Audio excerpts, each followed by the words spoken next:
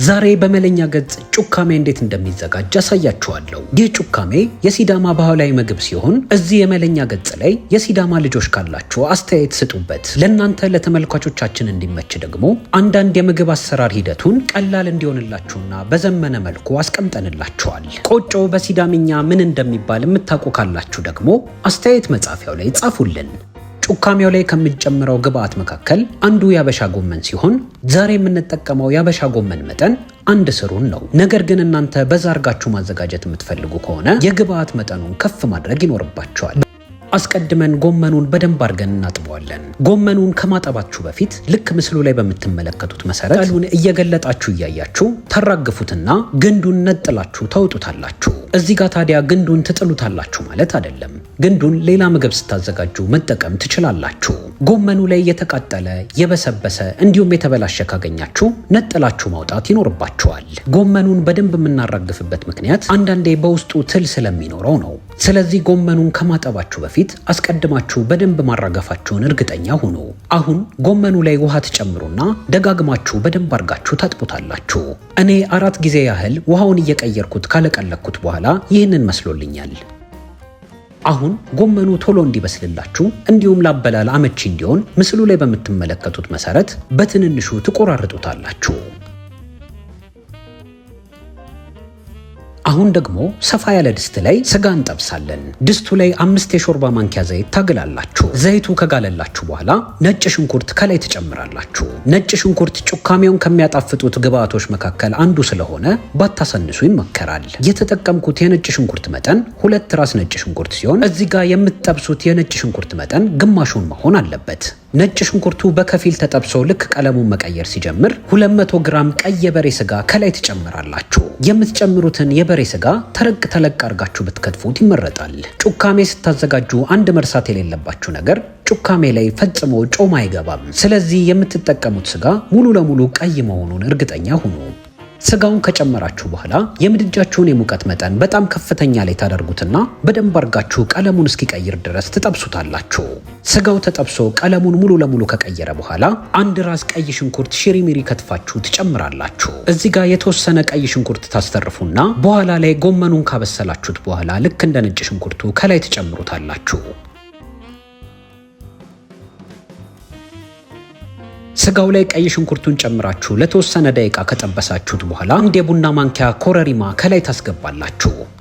አሁን ስጋው ተጠብሶ ወርቃማ ቀለም ሲይዝ ያዘጋጃችሁትን ጎመን ከላይ ትጨምሩበታላችሁ። ጎመኑን ከጨመራችሁ በኋላ የምድጃችሁን የሙቀት መጠን መካከለኛ ላይ ታደርጉትና ጎመኑን ከድናችሁ በእንፋሎት እንዲበስል ትተውታላችሁ። እዚህ ጋር ጎመኑን ለማብሰል ውሃ መጨመር አይጠበቅባችሁም። ጎመኑ የራሱ የሆነ ውሃ በውስጡ ስላለ ራሱን ችሎ ይበስልላችኋል። የጎመኑ የመብሰያ ሰዓት እንደ ምድጃችሁ የሙቀት መጠን ይወሰናል። ሁላችንም ቤት የሚገኘው የምድጃ አይነት ሊለያይ ስለሚችል ለዚህ ያህል ደቂቃ አብስሉት ልላችሁ አልችልም። ስለዚህ ጎመኑ በስሎ ሙሉ ለሙሉ ቀለሙን እስኪቀይር ድረስ በእንፋሎት አብስሉት። መሃል ላይ እየከፈታችሁ ማማሰያ በመጠቀም ከላይ እንፋሎት ያላገኘው ጎመን ካለ ወደ ውስጥ ትሰገስጉታላችሁ። እዚህ ጋር ጎመኑ ሙሉ ለሙሉ ሳይበስል ማማሰል የለባችሁም። ስለዚህ ልክ ምስሉ ላይ በምትመለከቱት መሰረት መሃል ላይ እየከፈታችሁ ወደ ታች ሰግስጉት።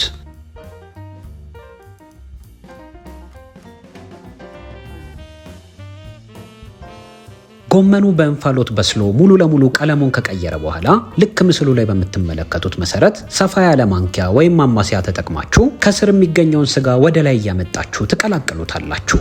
ጎመኑን ከስጋው ጋር በደንብ ከቀላቀላችሁት በኋላ እየከደናችሁ ልክ እንደ መጀመሪያው በእንፋሎት ታበስሉትና መልሳችሁ ደግሞ ታገላብጡታላችሁ። ይህንንም ሂደት ጎመኑ ሙሉ ለሙሉ እስኪበስል ድረስ ትቀጥላላችሁ። ጎመኑ በስሎ ሙሉ ለሙሉ ውሃውን ከጨረሰ በኋላ የተወሰነ ታማስሉትና ከላይ 1 ኩባያ የፈላ ውሃ ትጨምራላችሁ። እዚህ ጋር የምትጨምሩት ውሃ ፈጽሞ ቀዝቃዛ ውሃ መሆን የለበትም። ቀዝቃዛ ውሃ ከተጠቀማችሁ ስጋውን ሊያገነትርባችሁ ይችላል። የፈላ ውሃውን ጨምራችሁ ከጎመኑ ጋር በደንብ ከቀላቀላችሁት በኋላ ከድናችሁት ለተወሰነ ደቂቃ በእንፋሎት ደግሞ ታበስሉታላችሁ።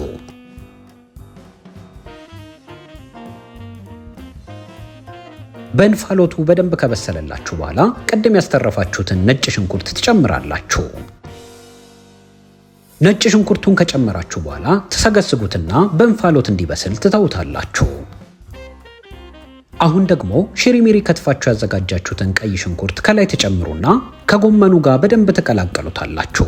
እዚህ ጋር ጎመኑን ስታዘጋጁ ውሃውን ከጨረሰባችሁ የፈላ ውሃ መጨመር ትችላላችሁ። አሁን የምትፈልጉትን ያህል ጨው ከላይ ትጨምራላችሁ። መለኛ ገጽ ላይ የጨው መጠን የማንናገረው ሁሉም ሰው የሚፈልገው የጨው መጠን ስለሚለያይ ነው። ስለዚህ የምትፈልጉትን ያህል ጨው እየመጠናችሁ እየቀመሳችሁ መጨመር ትችላላችሁ። ጎመኑ ላይ ጨውን ከጨመራችሁ በኋላ በደንብ ትቀላቀሉትና ከድናችሁ ለተወሰነ ደቂቃ ደግሞ በእንፋሎት መልሳችሁ ታበስሉታላችሁ። አሁን 2 በረጃጅሙ የተከተፈ አረንጓዴ ቃሪያ ከላይ ትጨምራላችሁ። ምስሉ ላይ በምትመለከቱት መሰረት ጎመኑ ቆንጆ ሆኖ በስሎልናል። አሁን ደግሞ ቆጮውን እናዘጋጃለን። ቆጮ በሲዳምኛ ምን ስያሜ እንዳለው የምታውቁ ካላችሁ አስተያየት መጻፊያው ላይ ጻፉልን። የዛሬው ጮካሜ ላይ የምንጠቀመው የቆጮ መጠን ግማሽ ኪሎ ሲሆን ቅድም እንደነገርኳችሁ ለ3 ሰው እንዲበቃ አድርገን እናዘጋጀዋለን። አስቀድማችሁ ቆጮውን ሰፋ ያለ ትሪ ላይ ተዘረጉትና በማንኪያ በደንብ አርጋችሁ ትፈረፍሩታላችሁ። ይህን ቆጮ መግዛት ከፈለጋችሁ መርካቶ ቂቤ ተራ እንደ ልብ ታገኙታላችሁ። ቆጮውን የቻላችሁትን ያህል በማንኪያ በደንብ ከፈረፈራችሁት በኋላ ልክ እኔ እንደማደርገው 2 እጃችሁን በመጠቀም በደንብ ትፈረፍሩታላችሁ። እዚህ ጋር ቆጮውን በደንብ የምንፈረፍርበት ምክንያት በኋላ የምንጨምራቸው ተጨማሪ ግብአቶች ሁሉም ቆጮ ላይ እኩል እንዲዳረስ ያግዘዋል። ስለዚህ እዚህ ጋር በደንብ መፈርፈራችሁን እርግጠኛ ሁኑ። ቆጮ ምስሉ ላይ እንደምትመለከቱት ቆንጆ ሆኖ ተፈርፍሮልናል። አሁን ደግሞ ኦሞልቾውን እናዘጋጃለን። ኦሞልቾውን ለማዘጋጀት አስቀድማችሁ ሰፋ ያለ መጥበሻ ታዘጋጁና በመካከለኛ ሙቀት ታሞቁታላችሁ። መጥበሻው ጋል ካለላችሁ በኋላ የሚችልላችሁን ያህል ቆጮ ትጨምሩና በማማሰያ ቶሎ ቶሎ እያማሰላችሁ ትጠብሱታላችሁ። ከማማሰያው በተጨማሪ እንደኔ መጥበሻ የምትጠቀሙ ከሆነ ቶሎ ቶሎ ታገላብጡታላችሁ። ይህ ኦሞልቾ በባህላዊ መንገድ ሲዘጋጅ ሰፋ ያለ የብረት ምጣድ ላይ እጃቸውን በመጠቀም የሚችልላቸውን ያህል ቆጮ እየቀነሱ ምጣዱ ላይ እየለጠፉ ይጋግሩታል። ብቻውንም ጠቅልለው የሚመገቡት ከሆነ ኦሞልቾ ይሉታል። ኦሞልቾውን በዛ መንገድ ስታዘጋጁ እየጠቀለላችሁም ብቻውን መመገብ ትችላላችሁ። እኛ ለስራ ቀለል እንዲልልን ልክ ምስሉ ላይ በምትመለከቱት መሰረት ቆጮውን በመጥበሻ ጠብሰነዋል። እዚህ ጋር ቆጮውን ስትጠብሱት 2 መርሳት የሌለባችሁን ነገር ልንገራችሁ።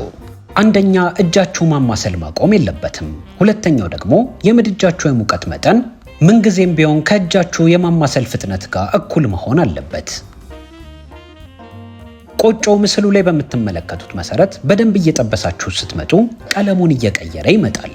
ቀለሙን ቀይሮ ቢጫ መሆን ሲጀምር ሰፋ ያለ ጎድጓዳ ሳህን ላይ ገልብጣችሁት ለተወሰነ ደቂቃ ታቀዘቅዙታላችሁ። የቀራችሁንም ቆጮ ልክ መጀመሪያ እንዳደረጋችሁት መጥበሻው ላይ በደንብ እያገላበጣችሁ ታበስሉታላችሁ። የመለኛን የዩቲዩብ ገጽ ሰብስክራይብ ካላደረጋችሁ ሰብስክራይብ አድርጉልን። እንዲሁም በየጊዜው የምንለቃቸው ትምህርታዊ ቪዲዮዎች እንዲደርሷችሁ የደውል ምልክቱን መጫን እንዳዘነጉ። የተለያዩ የፈረንጅ እንዲሁም ያበሻ ምግቦችን መማር የሚፈልጉ ወዳጅ ዘመድ ጓደኞች ካሏችሁ ይህን የመለኛ ገጽ አጋሩልን። አሁን ቆጯችን ቆንጆ ሆኖ ተዘጋጅቶልናል። ተጨማሪ ግብአቶችን በመጠቀም በደንብ አድርገን እንቀመመዋለን። አስቀድማችሁ የምትፈልጉትን ያህል ጨው ከላይ ትጨምራላችሁ። ከጨው በተጨማሪ 2 ኩባያ ወተት ከላይ እየጨመራችሁ በእጃችሁ በደንብ አድርጋችሁ ትቀላቀሉታላችሁ። ታዲያ እዚህ ጋር እጃችሁን ከመጠቀማችሁ በፊት በሚገባ መታጠባችሁን እርግጠኛ ሁኑ። ጩካሜ ስናዘጋጅ ብዙውን ጊዜ ወተት የምንጠቀምበት ምክንያት ጩካሜ ብዙ ቂቤ ስለሚፈልግ የቂቤውን መጠን ለመቀነስ ነው። ነገር ግን እናንተ ከፈለጋችሁ የወተቱን መጠን ቀንሳችሁ ሙሉ ለሙሉ በቂቤ ማዘጋጀት ትችላላችሁ። እዚህ ጋር ጩካሜውን ከወተቱ ጋር በደንብ ስትቀላቀሉት እየለሰለሰላችሁ ይመጣል። እዚህ ጋር ቆጮ ላይ ወተቱን ስትጨምሩ በአንዴ መገልበጥ የለባችሁም። በአንዴ ከገለበጣችሁት ሊቦካባችሁ ስለሚችል ትንሽ ትንሽ ጠብ እያረጋችሁ ቀላቅሉት።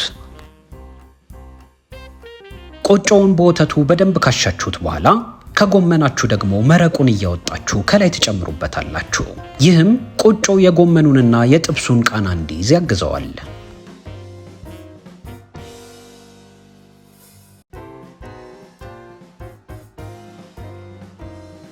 2 ጭልፋ ያህል የጎመኑን መረቅ ከጨመራችሁ በኋላ ልክ እንደ መጀመሪያው በደንብ አርጋችሁ ታሹታላችሁ።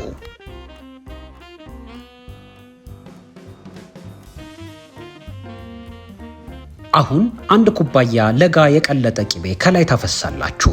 እዚህ ጋር መጠቀም ያለባችሁ የቂቤ አይነት ምንጊዜም ቢሆን ለጋ ቂቤ መሆን አለበት። አሁን ቆጮው ቆንጆ ሆኖ ተቀላቅሎልናል። እንዴት አሳምራችሁ ማቅረብ እንዳለባችሁ ደግሞ እናሳያችኋለን። ጩካሜውን ለማቅረብ እኔ ጣባ ተጠቅሜያለሁ። ነገር ግን በቤት ውስጥ ጣባ ከሌላችሁ ሰፋ ያለ ጎድጓዳ ሳህን መጠቀም ትችላላችሁ። መጀመሪያ ከጣባው ስር ያዘጋጃችሁትን ጎመን ትጨምራላችሁ።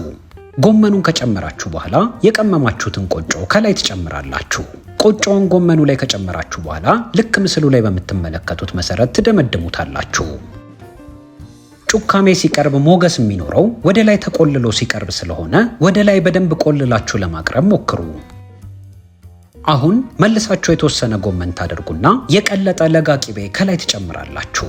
ቂቤውን ከጨመራችሁ በኋላ መልሳችሁ ደግሞ ቆጮውን ጨምራችሁ በደንብ ቅርጽ ታስይዙታላችሁ። የምታቀርቡት ጩካሜ የበለጠ ለስለስ እንዲልላችሁ ከላይ ለጋ ቂቤ አፍስሱበት። አሁን ጩካሜያችን ዝግጁ ሆኖልናል። ከጩካሜው ጋር አሪፍ ማባያ እንዲሆነን ቆንጆ እርጎ አቅርቡ። እርጎ በቤት ውስጥ በቀላሉ እንዴት ማርጋት እንዳለባችሁ መማር ከፈለጋችሁ እዚሁ ገጻችን ላይ ታገኙታላችሁ። ጩካሜ እንግዲህ እንዲህ ነው የሚዘጋጀው። በመለኛ ገጽ ሌላ እንድናሳያችሁ የምትፈልጉት ማንኛውም የምግብ እንዲሁም የመጠጥ አይነት ካለ አስተያየት መጻፊያው ላይ ጻፉልን። የዛሬውን ቪዲዮ ስለተከታተላችሁ ከልብ እናመሰግናለን።